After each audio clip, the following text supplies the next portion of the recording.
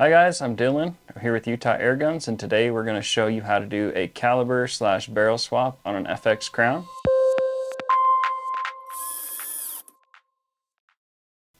You're going to need a few tools, just a 3mm Allen key and a 2.5mm Allen key. We always recommend using ball head wrenches for these guns. You don't want to strip any screws or lugs out. So first things first, we're going to loosen the barrel set screws, and those are located about right here, and there's 2 on each side, and you're going to use the 3mm for those screws. So I will do this here quickly.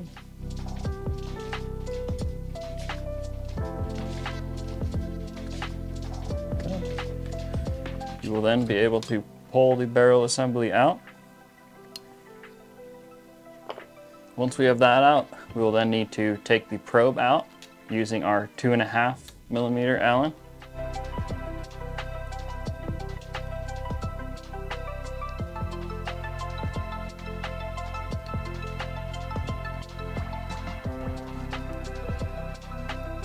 Okay, and you'll see there's like a little grubbing set screw there for the probe.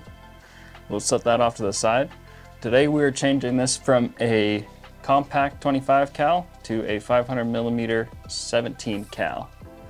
So we will pull out our old probe, set that down, and we will stick the new probe in, and there is a little hole you'll see on the end of the probe. You want that to face down into the gun.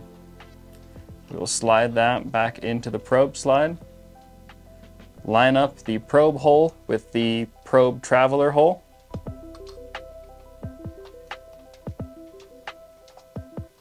You can tighten down the same grubbing set screw. It is universal for all the calibers. See, and that works just fine. Let's give it a little test. Okay, so now we're good to put the new barrel in. This is a 177 500mm barrel. One thing you want to note is the notch on each side of the transfer port. So you have your pellet transfer port, that'll have a smaller hole, and then you have your slug or heavy pellet transfer port, and there's a notch for that as well.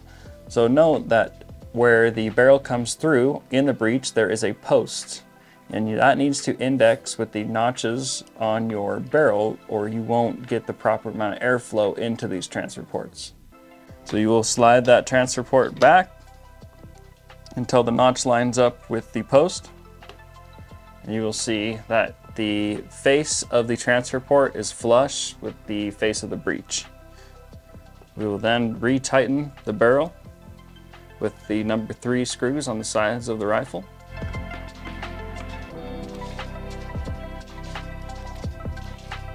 And I usually put those a 1/4 turn past finger tight, just to make sure they don't go anywhere when you're shooting.